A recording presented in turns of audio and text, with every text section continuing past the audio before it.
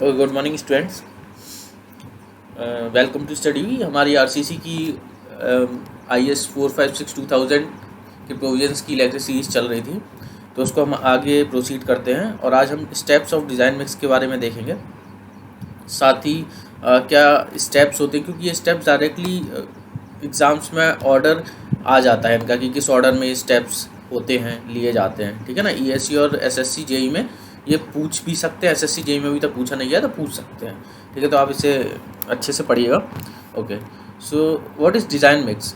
Design mix is opposite to nominal mix. Nominal mix में आप क्या करते हो, एक आपके पास फिक्स रेशियो होता है। उस फिक्स रेशियो में आप सीमेंट, फाइन एग्रीगेट और कोर्स एग्रीगेट को लेते हो, है ना। वो कहीं से भी अवेलेबल हो, आप उसकी प्रॉपर्टी मतलब मटेरियल की प्रॉपर्टी का आप ध्यान नहीं रखते। बट डिज़ाइन मिक्स में क्या होता है कि आप जिस भी एरिया में आप क्या कर रहे हो, स्ट्रक्चर को बिल्ड कर रहे हो, तो वहाँ पे आप क्या करते हो कि जो मटेरियल अवेलेबल है उससे ही आप एक्सपेरिमेंट करके करेक्टरिस्टिक स्ट्रेंथ को निकालते हो।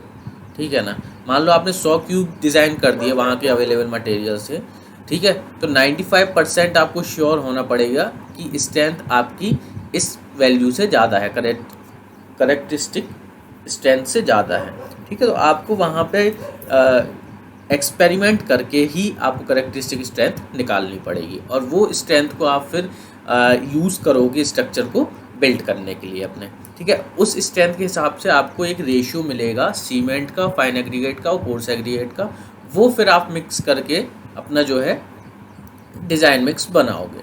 ठीक है, तो अल्टीमेटली होता क्या है कि आप सबसे पहले पहला स्टेप क्या करते हैं, you need to determine the target mean strength. ठीक है, जो कि इक्वल टू होती है FC के प्लस 1.65 सिग्मा के।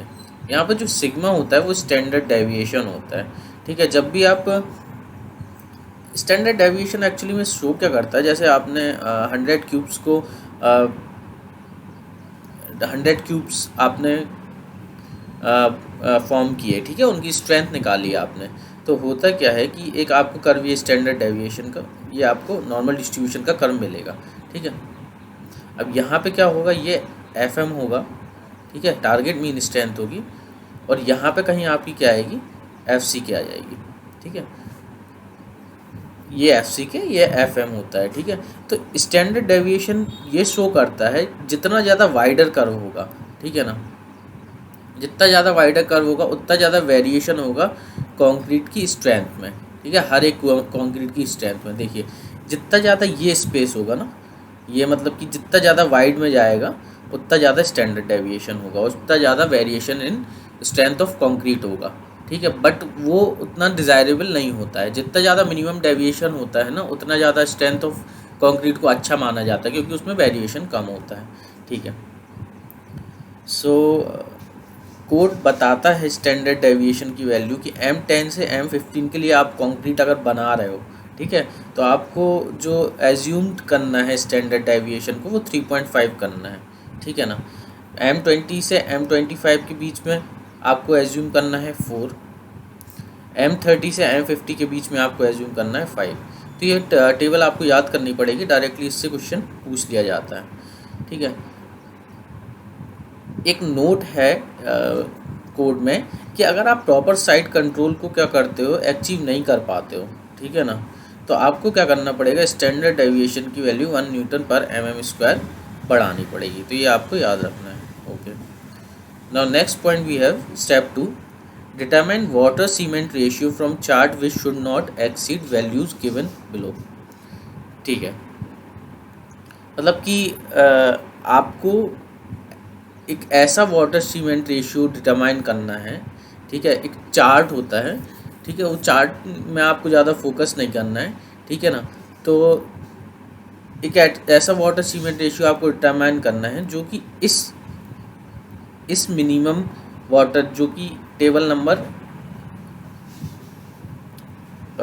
जो कि पेज नंबर 20 पे गिवन है कोड में, इस वाटर सीमेंट रेशियो से क्या हो, ज़्यादा ना हो। ठीक है ना, इस वाटर सीमेंट रेशियो से ज़्यादा ना हो। अगर PCC में वर्क कर रहे हैं तो ये, और RCC में वर्क कर रहे हैं तो ये। ठीक है ना।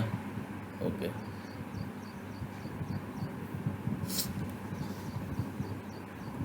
Now next step is determine water content based on workability requirement and select fine aggregate and coarse aggregate। ठीक है, अब आपको क्या करना है कि वाटर कंटेंट डिटरमाइन करना है वर्केबिलिटी रिक्वायरमेंट पे, ठीक है, in the form of volume, ठीक है, and select fine aggregate and coarse aggregate ratio. एक आपको fine aggregate and coarse aggregate का रेशियो आपको क्या करना है, सिलेक्ट करना है। Okay, now next point we have find cement content from water content and water cement ratio. ठीक है ना, अब देखो आप क्या कर सकते हो, सीमेंट कंटेंट फाइंड कर सकते हो यहाँ से, इस फॉर्मूले से आपको, क्योंकि अब BW पता है स्टेप 3 से, ठीक है ना, और वाटर सीमेंट रेशियो आपको पता है कहाँ से, स्टेप 2 से।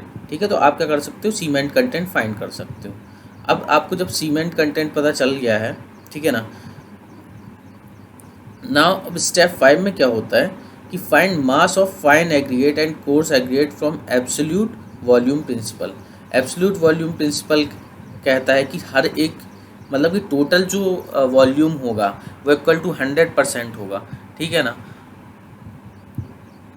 ओके, तो यहाँ से आप क्या कर सकते हो, फाइन एग्रीगेट और कोर्स एग्रीगेट का मास निकाल सकते हो।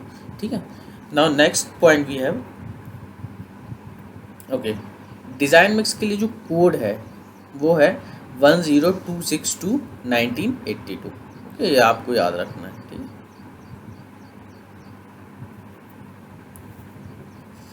Okay, that's okay. तो आगे आपने स्टैंडर्ड डेविएशन देख लिया था। Now next point we have minimum grade water cement ratio and cement content. तो ये हम कितना लेते हैं, ठीक है ना। देखिए माइल्ड के केस में क्या होता है, जो मिनिमम सीमेंट कंटेंट होता है, अगर माइल्ड एक्सपोजर है, हमने एक्सपोजर कंडीशंस के बारे में पहले ही पढ़ लिया है, ठीक है ना, तो मिनिमम सीमेंट कंटेंट उस केस में कितना लेना है आपको, 220 लेना है। ठीक है, इसी तरह मॉडरेट के केस में 240 लेना है, सीवियर के केस में 250, वेरी सीवियर के केस में 260 और एक्सट्रीम के केस में अपना कितना लेना है, 280 लेना है। Minimum free water cement ratio जो रहता है वो माइल्ड के केस में 0.6 रहता है, मॉडरेट के केस में 0.6 रहता है, सीवियर के केस में 0.5 हो जाता है, फिर यहाँ 0.45 हो रहा है और यहाँ 0.4 हो रहा है। आप यहाँ पे देखेंगे कि जैसे ही एक्सपोजर कंडीशन वर्स्ट हो रही है तो आप देख रहे हैं कि मिनिमम सीमेंट कंटेंट की वैल्यू क्या है, बढ़ती जा रही है। ठीक है, वहीं water minimum free water cement की रेशियो की वैल्यू क्या हो रही है, घटती जा रही है, 0.6 से 0.4 हो गई है। ठीक है, जो आप मिनिमम ग्रेड का यूज़ करेंगे इन एक्सपोजर्स कंडीशन में, ये यहाँ पे अभी PCC की बात हो रही है केवल, ठीक है, RCC की अभी अलग से बात करेंगे हम लोग। ओके, तो माइल्ड के केस में कोड स्पेसिफाई नहीं करता है कि आपको कितना ग्रेड लेना है। ठीक है, यहाँ पर मॉडरेट के केस में M15 लेना पड़ता है आपको, सीवियर के केस में M20, यहाँ पर वेरी सीवियर के केस में भी M20 लोगे आप। ठीक है, एक्सट्रीम के केस में M25 लेना होता है। तो ये प्लेन सीमेंट कंक्रीट की बात हो गई। अब आगे बढ़ते हैं अपन रीइंफोर्स कंक्रीट में। तो उसमें क्या होता है कि माइल्ड के केस में आपको क्या करना है, M30 लिए वो मिनिमम सीमेंट कंटेंट 300 लेना पड़ता है। ठीक है, 300 क्या है, ये kg/m³। ठीक है, ओके, मॉडरेट के केस में 300 kg/m³। यहाँ पर सीवियर के केस में 320 हो जाता है, फिर 340 वेरी सीवियर में, और एक्सट्रीम केस में 360। Minimum free water cement ratio कितना होता है, 0.55 रहता है। ठीक है, 0.5 हो जाता है, फिर 0.45 हो जाता है, 0.45 हो जाता है, 0.4। ठीक है, ट्रेंड वही है कि डिक्रीज़ हो रहा है। यहाँ पे भी ट्रेंड क्या है, इंक्रीज़ हो रहा है सीमेंट कंटेंट। अच्छा, मिनिमम ग्रेड काफ़ी पूछ लिया जाता है कि मिनिमम ग्रेड कितना होगा किस एक्सपोजर कंडीशन में, अगर RCC यूज़ कर रहे हैं तो। ठीक है, तो माइल्ड के केस में क्या होता है, M20 हो जाता है, मॉडरेट के केस में कितना होता है, M25 हो जाता है, सीवियर के केस में M30, वेरी सीवियर के केस में M35 और एक्सट्रीम के केस में आप M40 लेते हो। Okay,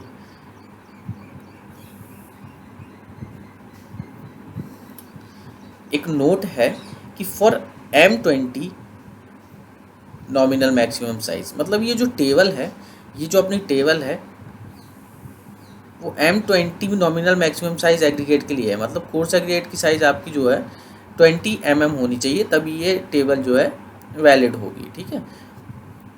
now next point we have adjustment to minimum cement content for aggregate other than 20 mm nominal maximum size. वो कह रहा है कि अगर सीमेंट कंटेंट में आप कितना एडजस्टमेंट करोगे अगर हम 20 mm नॉमिनल मैक्सिमम साइज़ नहीं ले रहे हैं। तो टेबल तो 20 mm नॉमिनल मैक्सिमम साइज़ के लिए थी, बट आपने क्या किया है कि अब नॉमिनल मैक्सिमम साइज़ को आपने क्या कर दिया है, घटा बढ़ा रहे हो, तो जो सीमेंट कंटेंट में है वो क्या एडजस्टमेंट आएगा, ठीक है। तो अपन देखते हैं कि अगर आपने 20 की जगह 10 किया साइज़, मतलब एग्रीगेट साइज़ का यूज़, तो क्या होता है कि जो एडजस्टमेंट होता है सीमेंट कंटेंट में वो +40 का हो जाता है, ठीक है। वहीं आप 20 का कर रहे हैं तो आपको पता है कि सेम टेबल रहती है, कोई एडजस्टमेंट नहीं होता। वहीं आप 40 का अगर कर रहे हैं तो एडजस्टमेंट -30 हो जाता है। मतलब आप इस टेबल से ये अंदाज़ा लगा सकते हैं कि जैसे जैसे आप क्या कर रहे हो कि एग्रीगेट साइज़ को इंक्रीज़ कर रहे हो तो जो एडजस्टमेंट हो रहा है, ठीक है ना, एडजस्टमेंट जो हो रहा है वो मतलब कि धीरे धीरे सीमेंट कंटेंट घट रहा है, क्योंकि आप अगर 10 यूज़ कर रहे हो तो आपको सीमेंट कंटेंट बढ़ाना पड़ रहा है। वहीं अगर आप ज़्यादा साइज़ का यूज़ कर रहे हो तो आपको क्या करना पड़ रहा है, सीमेंट कंटेंट को घटाना पड़ रहा है। फॉर एग्ज़ाम्पल अगर यहाँ पर आपने माइल्ड एक्सपोजर कंडीशन में आपने यहाँ पर मिनिमम सीमेंट कंटेंट कितना है, 300 है, बट किस केस में, जब 20 mm nominal maximum size use कर रहे हो। वहीं अगर आप माइल्ड के केस में आरसीसी में अगर आप 20 की जगह 10 का यूज़ करते तो यहाँ पे 300 की जगह, यहाँ 300 की जगह 340 हो जाता, क्योंकि आपको +40 करना पड़ता, ठीक है। वहीं अगर आप माइल्ड के केस में आरसीसी में अगर 40 एग्रीगेट साइज़ यूज़ कर रहे होते तो यहाँ पे 300 की जगह फिर -30 और करना पड़ता, तो 270 हो जाता। कितना हो जाता, 270। तो ये कोड के प्रोविज़न है, ये आपको याद रखने हैं, ठीक है।